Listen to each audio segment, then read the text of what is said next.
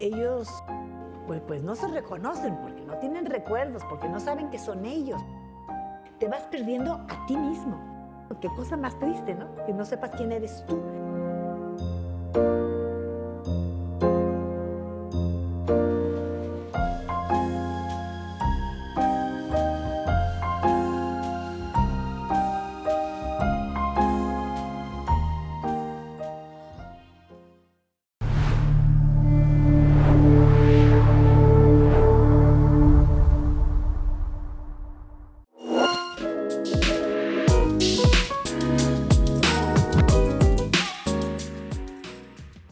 Hola, bienvenidos a Alzheimer Aprende y Actúa, un espacio que busca concientizar y sensibilizar sobre las demencias.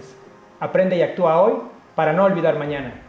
Soy Marco Murillo, presidente de Alzheimer México, y el día de hoy tengo como invitado al doctor Agustín Torres Cid. El doctor se formó como médico cirujano y se especializó en psiquiatría en la UNAM.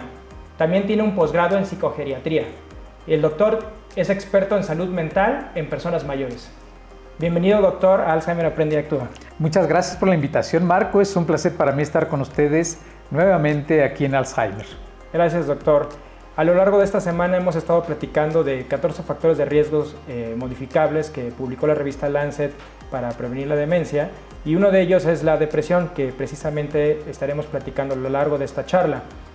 Hay estudios que nos dicen, doctor, que la depresión aumenta el riesgo de que podamos desarrollar deterioro cognitivo o algún tipo de demencia. Antes de entrar en este gran tema, quisiera que nos platicara qué es la depresión, doctor. Claro, Marco, muy importante. Primero definir qué es la depresión, y es una condición que afecta la forma de pensar, de sentir y de actuar de quien la padece. Por igual, niños, adultos mayores, puede desarrollar un episodio depresivo.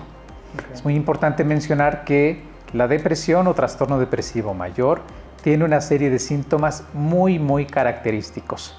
No es estar triste un día o dos simplemente, se refiere a que hay criterios en la actualidad que tú puedes, como médico o profesional de cualquier ámbito de la salud, tener un adiestramiento, un entrenamiento para identificar y poder hacer la diferencia entre una persona que está pasando por un episodio de tristeza de alguien que está desarrollando un trastorno depresivo. Y es precisamente el trastorno depresivo el que se convierte en un factor de riesgo para desarrollar una demencia. Sí, perdón.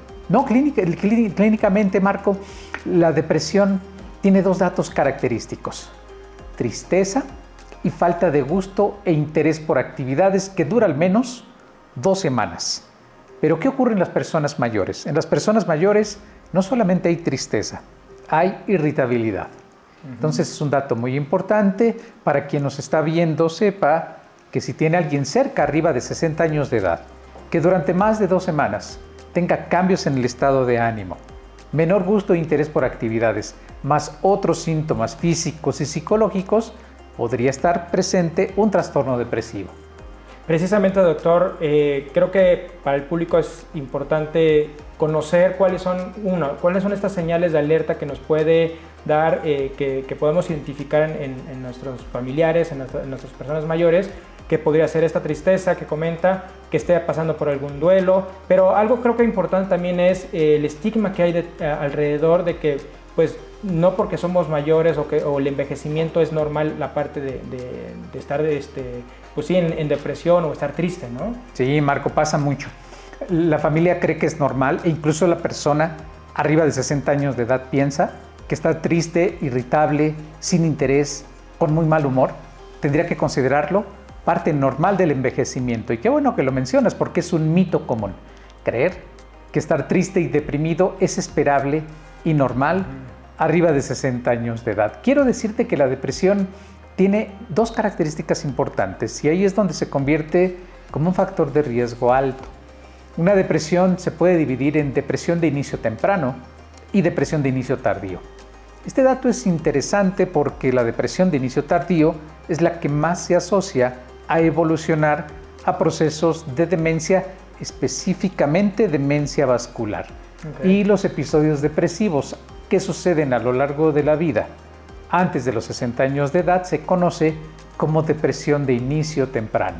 Entonces es importante conocer que sin importar a qué edad desarrolles el episodio depresivo, siempre tienes que identificarlo como un factor de riesgo. ¿Qué señales podemos tener para poder identificar estos episodios? Una persona arriba de 60 años de edad que se aísla, que deja de realizar actividades, que disminuye su apetito, que empieza a bajar de peso de manera inexplicable, que tiene alteraciones del dormir, que tiene cansancio y fatiga con facilidad, que tiene, y este dato es muy importante, Marco, que empieza a pensar que la vida no vale la pena, que las cosas ya no tienen sentido, es un dato de alerta, es un dato de alarma. También aparecen ideas de culpa. Las personas comienzan a reprocharse a sí mismas por decisiones que han tomado a lo largo de su vida. Quiero decir que esto debe ser un cambio. Okay. Es que la persona no tenía todo esto que te estoy mencionando y empieza a desarrollarlo, empieza a tener estas características, dura más de 2 semanas. Este es un criterio que utilizamos en cuanto a tiempo, pero la verdad es que las personas cuando llegan a consulta tienen 2 meses o 2 años sin poder explicarse qué les ocurre, pero con datos importantes de un problema depresivo. Otros datos que te ayudan es aislamiento.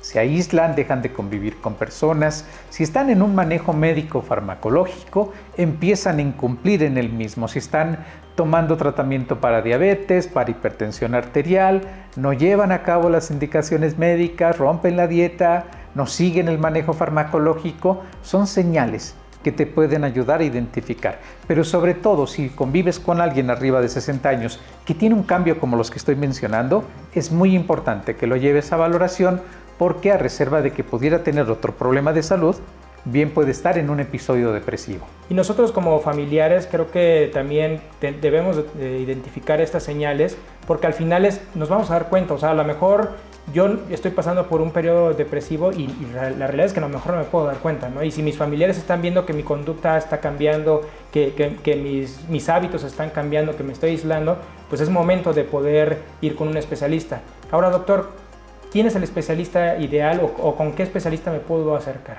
Sin duda, yo te diría, Marco, que idealmente los especialistas relacionados con el sistema nervioso, con salud mental, neurología, psiquiatría, sin duda alguna geriatría, que son áreas de salud especializadas en personas arriba de 60 años de edad, aunque en el ámbito médico todos debiéramos estar capacitados y calificados, si bien a lo mejor no para dar un tratamiento, para hacer una detección oportuna. Y en el ámbito de la psicología, por supuesto, los psicólogos clínicos entrenados en psicopatología, esto quiere decir no un psicólogo que recién egresa de la licenciatura, estaría calificado para detectar una persona deprimida. Ellos también reciben un entrenamiento en psicología clínica, reciben un entrenamiento en psicoterapia y ese tipo de profesional de la salud tiene conocimiento, trabajo social psiquiátrico, enfermería psiquiátrica, hay diversos profesionales, gericultistas, gerontólogos, que están familiarizados con todos los aspectos de la rehabilitación. En el ámbito médico, si bien neurología, psiquiatría, geriatría, estaríamos como obligados a saber identificar y tratar, tendría que ser como otras enfermedades, cualquier otro médico, desde medicina general y de primer contacto hasta especialidad. Doctor, ¿y cuál sería la diferencia, si nos podría explicar, un psicólogo y un psiquiatra, y obviamente enfocado en personas mayores? La diferencia básica entre psicología y psiquiatría es que el psiquiatra tiene un entrenamiento médico. Eres médico general, tienes un conocimiento acerca de la salud, porque es importante que la gente sepa muchos problemas que parecen de salud mental, como depresión, ansiedad, incluyendo problemas de memoria, son enfermedades, ¿no? Problemas tiroideos, problemas de cualquier otra naturaleza a nivel físico pueden estar relacionándose con el ámbito y campo de la salud. Por eso el psiquiatra tiene la facultad de poder prescribir medicamento, porque recibe un entrenamiento como médico. Ya terminando la carrera de medicina, haces una especialidad de 4 años en psiquiatría, y si hay alguna preferencia o afición por algún área de la psiquiatría, como depresión resistente, esquizofrenia, bipolaridad, en mi caso psiquiatría del adulto mayor, haces un año adicional. Entonces, esta es la formación que tiene un psiquiatra. Entonces, tienes oportunidad de enviar a hacer estudios, de ayudar a la persona para ver si lo que le ocurre es un problema de tipo médico, médico neurológico. El psicólogo termina una licenciatura en psicología, lo cual le faculta para entender cuáles son los orígenes de la conducta en el ser humano, pero no está entrenado una vez que sale de la licenciatura para hacer trabajo clínico. Okay. Ahí es donde ellos necesitan un entrenamiento adicional, ya sea en cualquiera de estos ámbitos de neuropsicología, psicología clínica, psicoterapia, y la diferencia principal estaría en que el recurso que ellos utilizan como psicoterapeutas, psicólogos clínicos preparados, es el uso de la terapia y la palabra, ¿no? Ese es formidable, ¿no? No es que sea poca cosa, el gran entrenamiento que ellos tienen, y la diferencia sería que ellos utilizan este recurso como principal herramienta de trabajo, y en psiquiatría te apoyarías del manejo farmacológico. Ok, doctor, y hablando entonces ahora sí de la depresión como un factor de riesgo, ¿cómo se relaciona la depresión precisamente con el deterioro cognitivo o con la demencia? Es muy importante lo que estás preguntando, Marco, porque revisión tras revisión de factores de riesgos modificables, que para las personas que nos ven y nos están escuchando sepan que son características que uno tiene que, si se modifican, uno puede lograr disminuir el riesgo de que aparezca una condición, en este caso, la demencia. Sí. Y dentro de estos 14 factores de riesgo modificables, de manera consistente, la depresión, revisión tras revisión que hacen de estos factores, sigue estando presente. No sabemos muy bien, y quiero ser muy honesto contigo, Marco, cuál es la causa por la cual una depresión lleva a una persona a desarrollar demencia. Hay varias explicaciones. Hay quien considera que la depresión es un factor de riesgo para desarrollar demencia después de los 60 años de edad. Hay quien considera que la depresión en sí mismo es un síntoma inicial de una demencia. Son como términos que las investigaciones han querido orientar. Y hay quien también pues tiene este argumento que a mí me parece muy, muy adecuado. Una persona que se deprime tiene tantos cambios en el estilo de vida que para buscar y encontrar alivio, hay que decir que la mayoría de las personas con depresión, por el estigma que hay hacia padecimientos de salud mental, no se atienden, no reciben el debido manejo oportuno, pero sí buscan alivio. Y buscan alivio fumando, consumiendo alcohol, cambiando la dieta, no teniendo actividad física, aislándose, separándose de las personas. Y si ves, ya mencionamos como 6 factores de riesgo de los que seguro mis demás colegas estarán hablando con ustedes. Entonces, me parece que hay una asociación muy importante entre el cambio en el estilo de vida, a reserva, y hay que decirlo, hay investigaciones serias que identifican qué sustancias se cambian en el sistema nervioso, en el cerebro de alguien que se deprime, le llaman procesos inflamatorios, elevación de sustancias que pudieran lastimar a las neuronas y por este mecanismo generar un factor de riesgo y que quien tiene depresión pueda tener demencia con más probabilidad.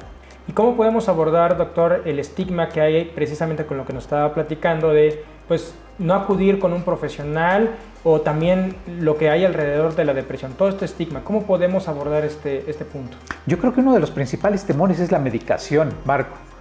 Las personas que llegan o que no quieren llegar al consultorio es porque que diga tu receta psiquiatría o que un estudio diga enviado por un psiquiatra, pues todavía sigue a la opinión pública siendo sinónimo de falta de fortaleza, de pérdida de cordura, de pérdida de la razón, de alguien peligroso, de alguien violento. Hay como muchas ideas equivocadas.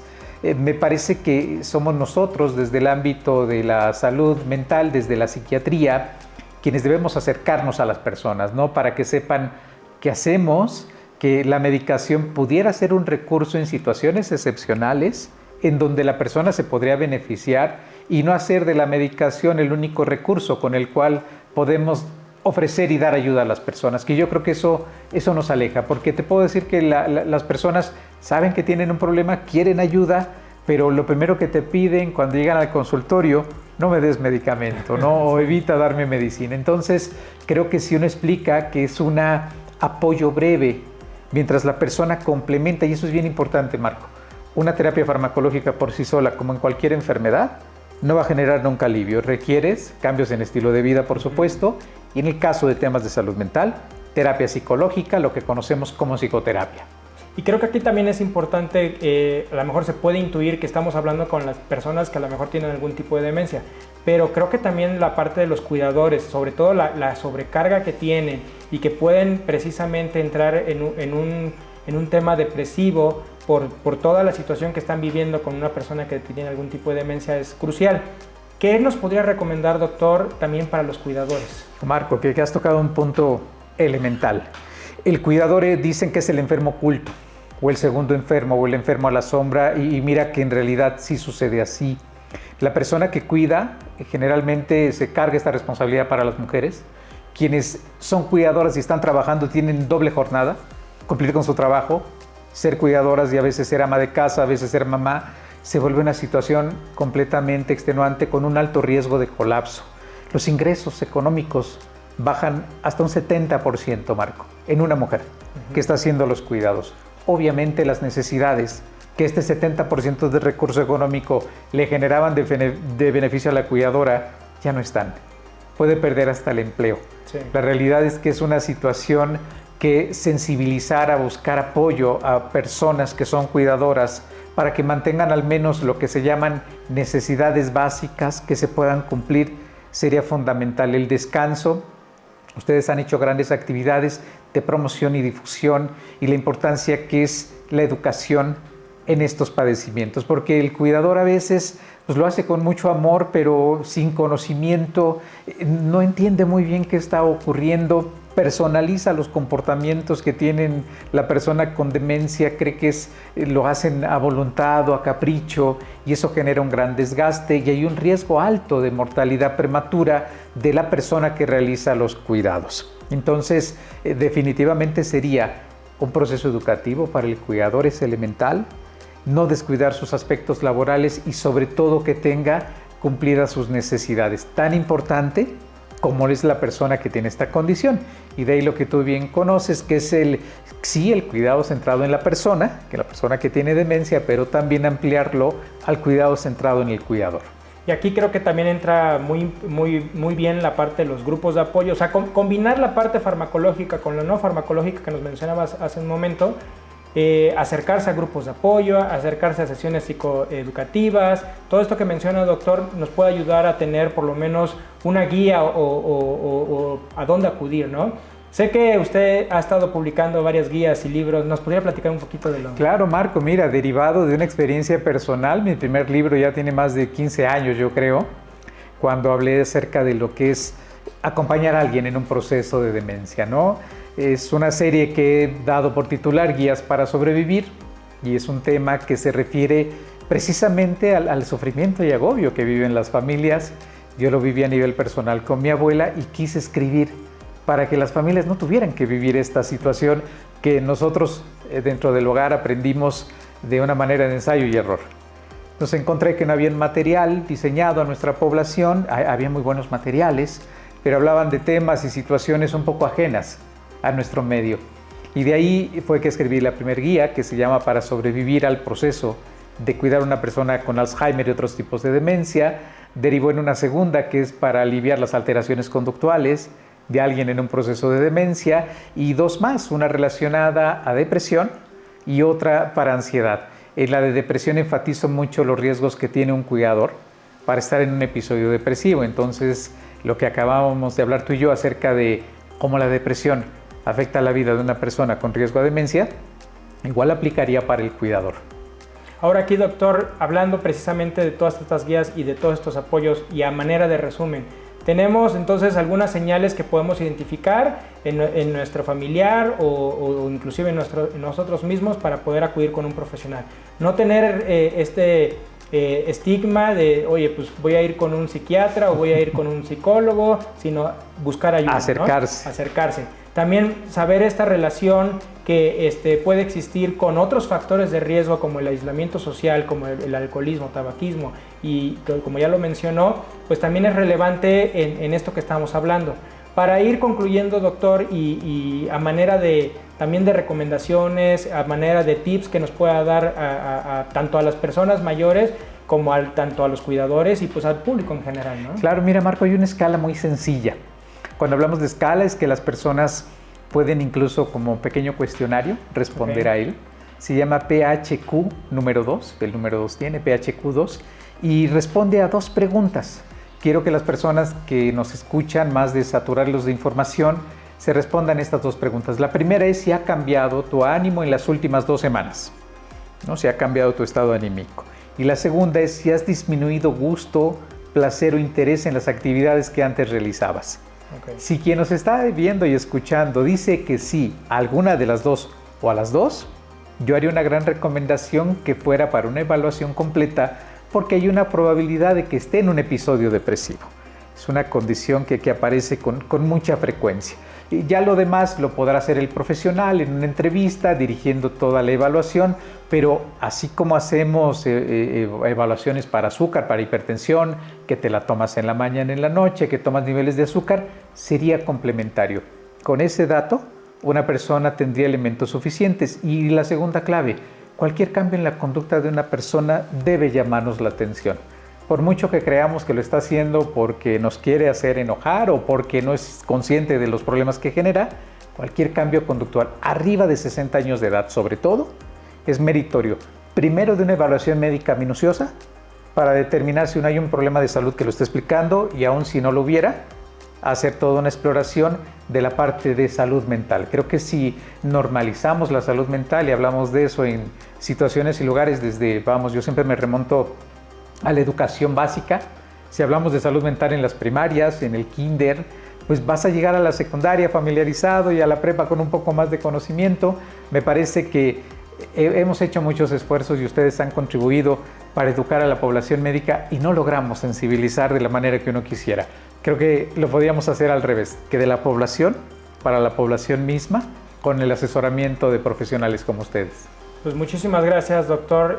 ¿Algo que quiera compartirles al público en general? ¿Algún último mensaje? Marco, al contrario, agradecerte a ti y de verdad celebrar que estos eventos que realizan y que contribuyen a este mes tan importante de visibilizar lo que es la demencia y perder ese temor, porque la mayoría hay mucho miedo acerca de la enfermedad y creo que el desconocimiento contribuye. Así que lo que hacen es una labor formidable y al contrario, gracias por la invitación. Gracias, doctor. Estas pláticas, aunque son a manera de introducción y no son muy profundas, pues invitamos a la gente que pueda seguir buscando más información, se pueda acercar a instituciones y sobre todo pues ver estas señales de alerta que acabamos de platicar hace un momento, y que también nos sigan en las redes sociales para las demás charlas que vamos a tener sobre los factores de riesgo.